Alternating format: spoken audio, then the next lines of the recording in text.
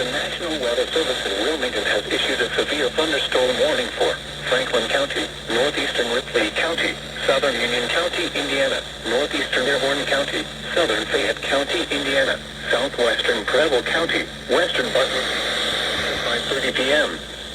At 4:39 p.m., a severe thunderstorm was located over Lake Santee, moving east at 45 miles an hour. Hazard, 60 miles an hour wind gusts and quarter-size hail. Source, radar indicated. Impact, minor hail damage to vehicles is possible. Expect wind damage to trees and power lines.